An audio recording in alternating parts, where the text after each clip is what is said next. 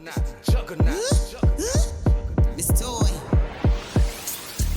Knowledge, power, respect. Click the link and like. Knowledge, power, respect. How you thinking right? Knowledge, power, respect. Third eye bright. You'll see the light. You the key to life. Knowledge, power, respect. Click the link and like. Knowledge, power, respect. How you thinking right?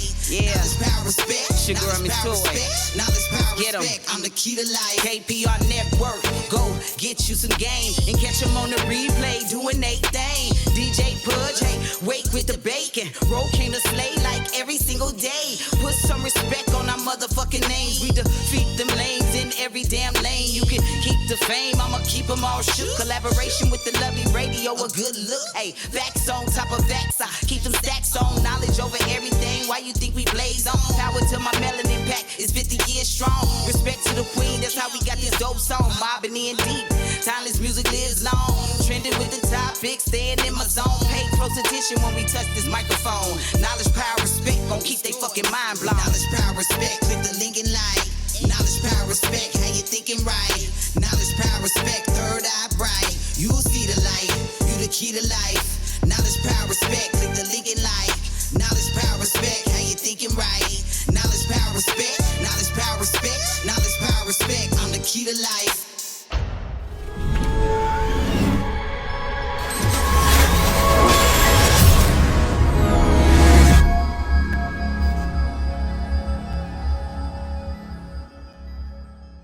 I think it's magic.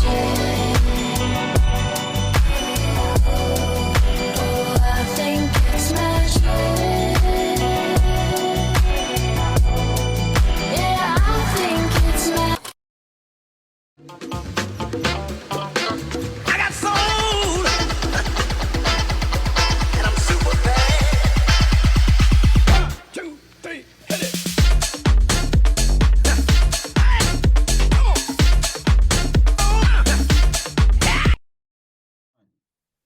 What's up, everybody? It's KPR Network. I'm your girl, Ro.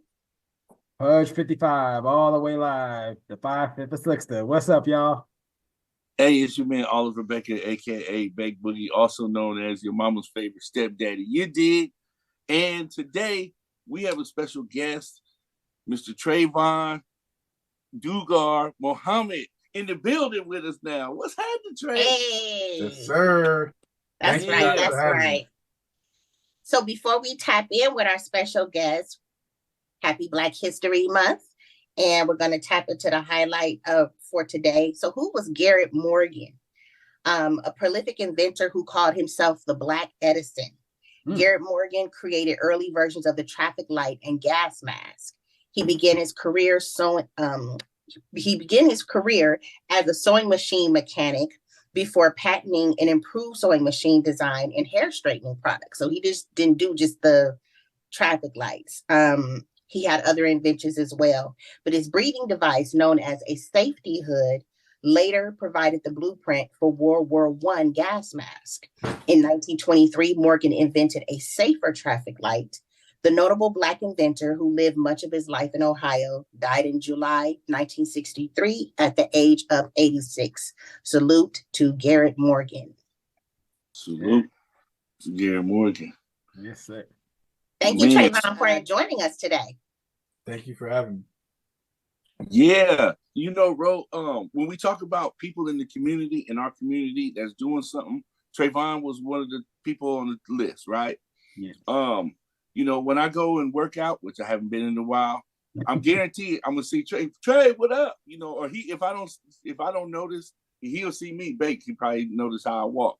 You know, you know what I mean? But Travon has been a staple in our community. He's trained kids. He's even got 3 kids that he raised. I think they're all in college now, doing great things. You know what I'm saying?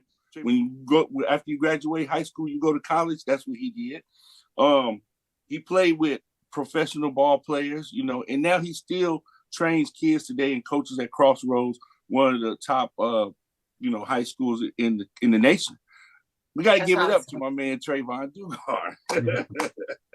Yeah. Appreciate you guys. What's Appreciate happening? you, What's great. happening? Hey, so Trey, just tell us, man, who you are, what's going on. Oh, I forgot. And he's got Soul Brothers, which I definitely would need him to promote here. Soul Brothers, where he donate shoes for the kids. So Trey, talk to us, baby.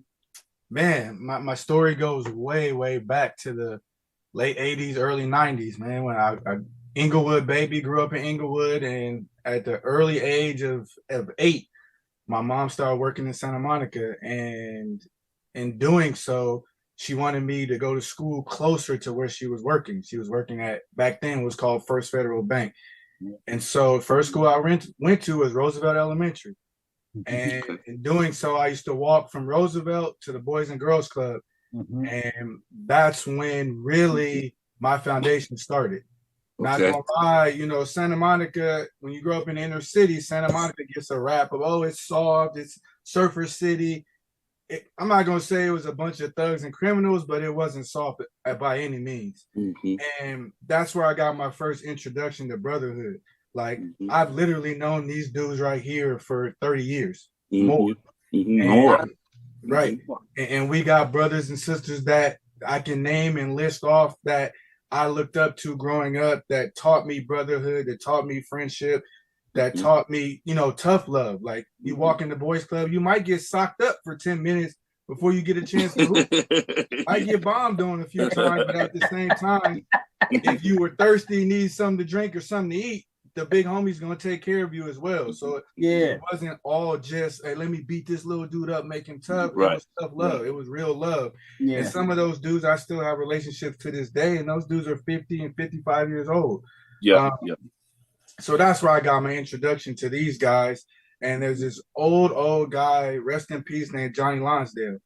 And Johnny ran this club at the Boys and Girls Club called the Knights. And that's where I really got introduced to community service. And if you were part of the Knights, you would do community service all throughout the neighborhood, through the city of Santa Monica, a little bit of West LA, and you could earn what he called points. And if you earned enough points, you can go on free trips. So you can go whitewater rafting, mountain climbing, and you can really see the whole state of California. Like, we went everywhere. And so that's— Did you go to Hawaii? I know, because I'm sorry to cut you off, but Travon Dugar, he was a great basketball player, point guard. So did you go to Hawaii, like, with him? I went to Hawaii twice. See? I remember that. Yeah, I remember when guys was going to Hawaii. I remember that. Yeah, see, I didn't go. I broke my leg. I didn't get a chance to go. I went in 11 and 12. Man, that was a hell of an experience. Experience. So, you know, the boys club is where I learned how to hoop, where I learned how to play football, where I played baseball. Like, that was my introduction to the whole get down. And then I was fortunate enough to get into a school like Crossroads, and you know, I got introduced to what the other side of life is. When I talk about wealth, that school, the wealth is tremendous. And, you know, there's some backlash that comes with that. There's some, you know, where you have to check yourself and realize, like, yo, your life isn't like everybody else's, but at the same time, you can be that. Hey, Travon, my cousins, Valerie and Vanessa, they was the first African Americans to be admitted into Crossroads. And Vanessa was the first one to graduate from Crossroads. Yeah. Wow. Didn't know that. Yeah, that's big. So I understand, though, what he's talking about. You know, when he's talking about money, there's some money over there. Money over there. And so once I finished Crossroads, I was fortunate enough to get a scholarship and go play at UC Davis. And, you know, played 4 years there, and, you know, tried out for some NBA teams. Obviously didn't make it, but it had a good run, and fell into coaching. It was by accident. A friend of mine, actually my former coach, which is Dale Roper, his guy had a Nike program, and he needed an assistant coach for a 17U team and a head coach for a 16U team, and got in there, man. Some of the best talent I ever seen assembled, from Trevor Ariza, Jordan Farmar, Josh Shipp, Marcus Johnson. It's like the who's who of LA local basketball, and I fell in love with coaching at that moment. Okay. So I started doing that. Then I started coaching back at Crossroads. And what happened was, to give you a brief idea how Soul Brothers got started and how I really got tapped in our community, we were playing in a basketball tournament. And we were playing against this team. It's all Latin kids. And this one dude was frying us. I mean, he probably had 35 points. So the game ends. We end up winning by like 2 points. Game ends. So at the end of every game, you dap up and shake hands. And I'm walking by this young man. I look down his shoes. And he has some Vans on, like the skater Vans, the high tops. I said, "Dang, bro, that's how you feel? You gonna crack us like that with some Vans?" It's some Vans. Right. And so he chuckled. He was like, "Nah, what happened? The guy I usually borrow shoes from couldn't make it today." Borrow. So we finished shaking hands. So I walk up to the young man. I said, "Hey, bro, what size shoe you wear?" He said 10 and a half. I said, "No way." He was like, "Yeah." I said, "Follow me to the car." So back then I was still playing in the adult league, still hooping. So I kept a pair of shoes in the trunk. Go in the trunk, give him the shoes. Walk back in the gym. His coach comes up to me. He was like, "I don't know if you know this, but he's in the corner crying. He's never owned a pair of hoop shoes." Wow. Yeah, so I go to my assistant coach. I was like, he can't be the only kid in LA that has this struggle.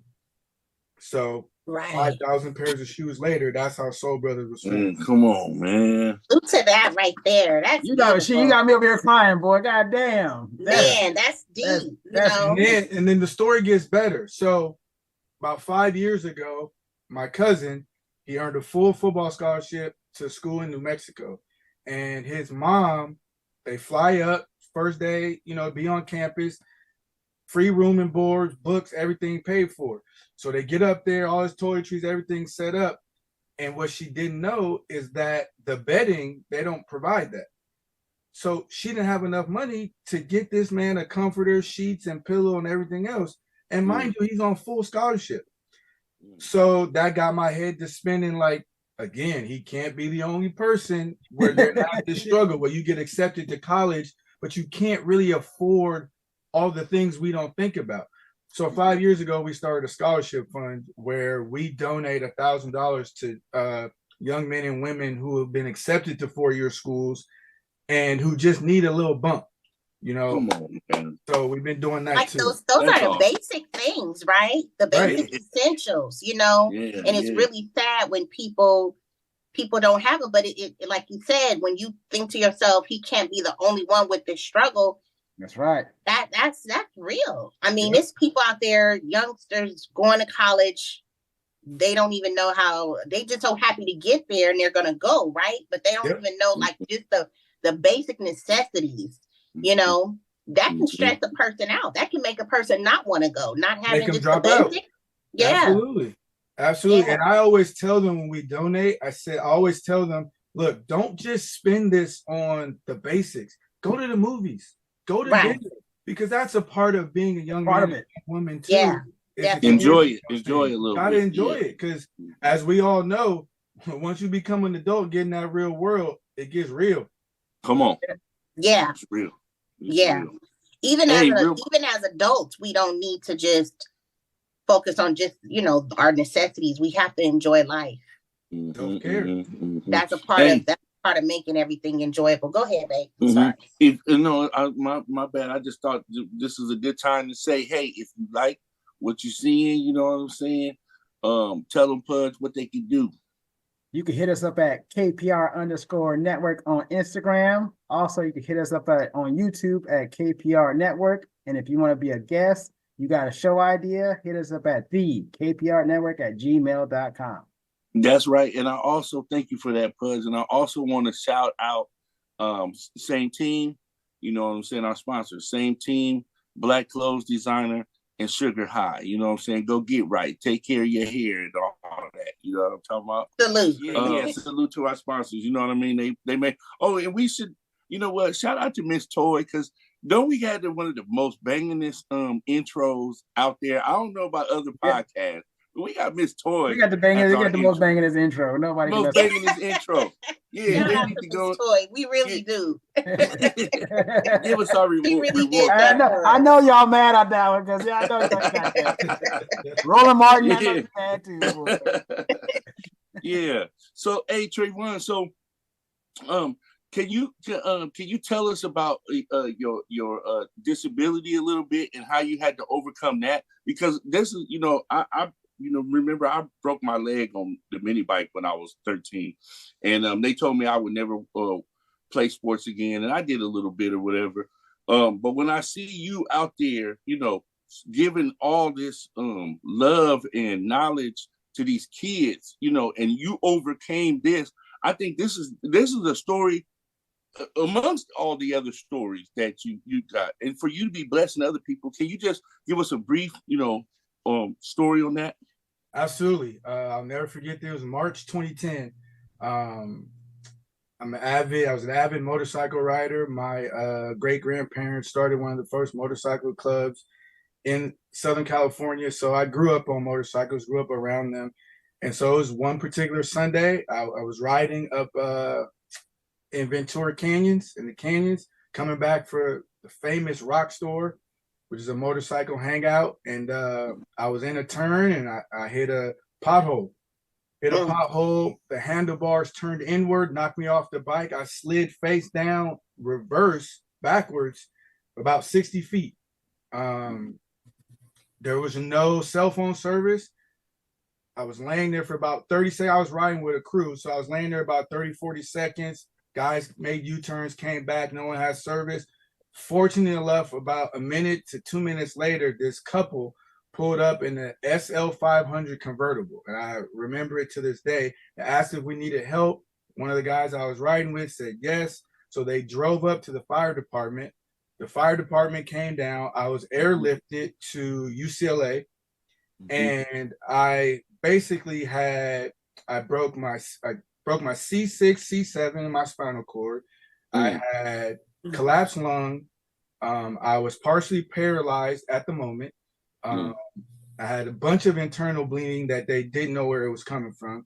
And a brachioplasty, which is what you see every day when you see my right arm being paralyzed.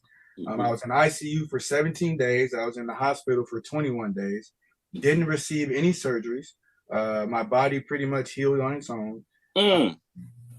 Once I left the hospital, I went through a depression and didn't know it. And I didn't want to leave the house. I didn't want to get dressed. I didn't want to put clothes on. I didn't know what I was right-handed. So I had to learn how to be left-handed, from brushing my teeth to shaving to showering. And I'll never forget this. You know, my wife had to help me with everything. Can I say shout out to your wife? I don't know your wife, but I love your wife. Can we just say shout out to your wife? Because your wife, shout out. Your wife, man, that's a strong woman right there. And your kids, man, you got y'all. Give them your information, your you know how people can reach you, your public information. Oh, for sure. So my Instagram is Trey3 Muhammad, TRA 3 Muhammad. Our Soul Brothers Instagram is at Soul Brothers INC, and that Soul Brothers SOLE. Yeah. I'm sorry to cut off, but those are important things we got to make sure. Definitely. Okay, so back to the wife. I follow back and I respond. I'm active on all the socials. That's right. Back to the wife. So yeah, I'm talking about from showering to in the bathroom to everything. She had to help me out with all of that, and we got in an argument one day. And I just got my C collar off and the back brace. I had a back brace on from my lower spinal cord. Oh, you just was angry like a buff. Bruh, come on, man. I left the house in 40 days. Yeah. So I was tripping. I was on one. I know that feeling, Trey. I know that feeling. Man. So I was like, you know what? I'm gonna take a shower on my own. Yeah. Once I did that, that's when I realized I was in a depression. But that's also when I realized I got to start doing stuff on my own. I got to give this woman a break. I got to give these children a break and start taking ownership of my day-to-day activities. And, slowly but surely, I started working myself back into normal society. And then, my wife made a hell of a suggestion. She was like, honey, you should go to therapy. And so that really, I don't know that I was suicidal. I didn't have any active suicidal thoughts, but I believe that saved my life, saved my marriage, and made me a much better father, because I began to tap into the things of my childhood that were affecting me as an adult, that gave me the time to sit with myself and better myself. Yeah. Come on. And the reason why I got back into training was I went to one of my son's basketball games and the love I got from the parents. They were just happy to see me. Like, bro, you recovered. You're walking again. It's a miracle, man. Who you telling, brother? Like, I wasn't supposed to be here. I don't know if you guys know this stat, but 80% of motorcycle accidents end in fatality. Yep, I do know. I do know that. Wow. So I'm in the 20% percentile. So it was a blessing. So, slowly but surely, once I gained my confidence, because I had issues of people looking at me, are they looking at my injury? Are they looking at me? Or, so I became self-conscious and I started caring about things that didn't matter. So, through therapy and through my children and my family, it got better. And once I got better, I started coaching again, and people started asking me, hey, can you work me out? Can you train me? And that's when it started again. I got back in the game, and I've been doing it ever since. So it was he be having them kids. It'd be off season. Them kids be at the beach. They be running the hills. He be having them in the mountains. Yeah, we the real deal. We everywhere with it. I love that story. I love your story, Travon, because thank you. So many people would have given up. So many people would have thrown in the towel. Losing the use of your right hand when you are right-handed like that, but then having to learn how to do everything all over again using your left hand. When you said did you mention you were 40 days like just in the house not doing anything? 40 days. And that's a significant number. You go your 40 days, 40 nights, and then here it is, you come back alive off of that time, that you needed that though. You needed that 40 days of like just, and then you came back up, and that's just beautiful. You're a miracle. You're a miracle. Thank story. A real quick story about that. So I had to go see a neurologist at USC, and they ran all these tests, and he tells me, he said, listen, we could do a surgery, but we got to go into your spinal cord, and I can't guarantee that you'll get used to your arm, and it's a 10 to 12 hour surgery. And if we sneeze, cough, anything happens, you could become permanently paralyzed. Right. And I said, there is no way I'm taking that risk. And he says, but I also have some worse news. He said that 90% of my patients become suicidal. They don't make it through. They don't live out the rest of their days. So I told him, I said, well, I guess I'm going to be in the top 10%. Yeah. And from that moment on is when the journey began to get back right, because suicide just wasn't an option. I had young children. My son was 9, my daughter was 4, and the baby hadn't been born yet. So there was no way. You had a baby on the way at that time. Well, a year later, my daughter was born. Yep. Okay. My youngest. Yep. Wow. Yeah. Wow. Pudge, you got anything to ask the brother? Just make sure you. Well, Travon, good to see you. Number one, good to see you. Likewise, brother. And that story, I definitely resonate with all that story, because I was hit by a car when I was 5 years old, and I was in a body cast for a year, and I got put back a year in school because of that. Because kids were playing outside. I had the body cast up to the chest. I had a little cutout for my booty so I could, take a booty, take a bump. I mean, my mom and the neighbors had to put me in a blanket and carry me down the stairs and put me in the car for every doctor's appointment. So I know how you feel, and thank God that you got that mental and that heart, and you got a strong woman behind you to punch you forward. Appreciate that, brother. I'm just want to let you know, and I'm proud of you. And I got same team, and I need to talk to you. We need to talk. Let's do it. You need to talk. Let's do it. Yeah, and you know what? And his offspring also is a reflection of this good brother right here. Is another thing. I don't know. These are children, so I don't want to put them out there. But they're in great schools, and it's just so it's just good to see, man. And I had to have Travon on here. We gotta have T on there, boy. And real quick, man. I gotta shout out my children. A lot of people talk about this. I have the greatest children on the planet. My son is at Lewis and Clark. He is majoring in journalism and minoring in theater. He's 3.9 student, has been down there straight awesome. Awesome. My middle child is at Marlboro. She's a hooper, has games. She's also a great student. And the baby's at Crossroads. She plays 4 sports. She's doing really, really well. I when I say zero problems, like they Yeah. no. I am That's a blessing. because Yeah. I was Yeah, a headache man. growing up, so I know the difference. So I am Yeah. truly blessed and grateful to have those three to be my children. That's Yeah, right. thanks for sharing that, because I see them on the thing. It's always proud to see when your homies' kids is just flourishing, and because you like, if that's our future, man, we in good hands. But because a lot of the stuff we see, Bud showed us on here the video with the girls twerking the sexy red. You know what I mean? We know the difference. You know what I'm saying? Yeah. Yeah. And to see the kids in the sports and doing their thing, and academically, we love that and support that. Well, yeah, man, bro, what you think? You know what? I'm just in awe, because I remember you, Travon, from back in the days, but we never had the opportunity to like chop it up, talk. So this is just a beautiful story, and I'm just like in awe. I'm kind of teary eyed because it's just You want us, you us, He's yeah, one of us. it is part of our we're all the same generation, and yeah, that's just a beautiful thing. Now you coach at Crossroads. Do you coach outside of Crossroads though? Like, do you do any type of coaching anywhere else? I do. We have the head coach at Crossroads named Anthony Davis. He's from Venice, California. Yeah. And you guys probably all have a lot of mutual friends of his. So he runs a program called Elite Sports Club, and I coach the high school division in that program. Awesome. We have 2 teams, and so I'm doing that. It's a private, well, not private, but it's a club, and we play all over San Diego, Vegas, and everything local. So just giving back, man, helping these kids on and off the court. We don't just do basketball. We talk about a lot, business, you name it. It gets a topic of discussion.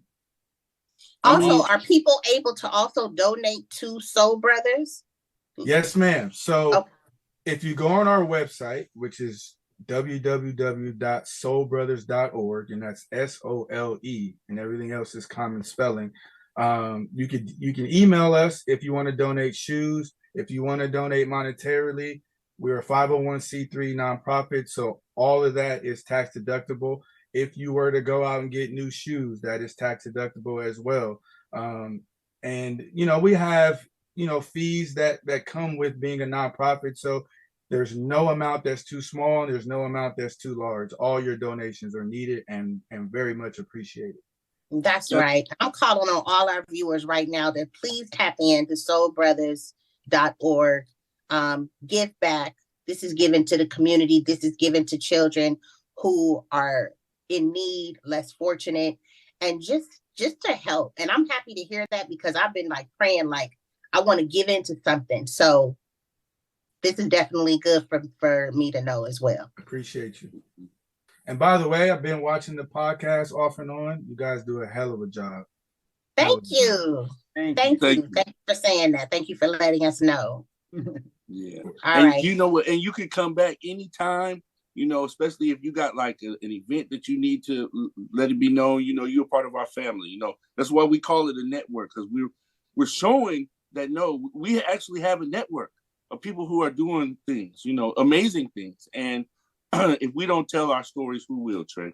Absolutely. That's I'm going to right. take you up on that offer too. Yeah. That's right. Yes, right. sir. That's right. All right, y'all. Thank you so much, Travon, for being here with us today, being our guest. Thank you for having me. You. Yes. Keep up the good work. Thank you. And thank you for everybody tuning in. Please comment, like, share. We appreciate you all. KPR Network for the people. For the people. Peace. Peace.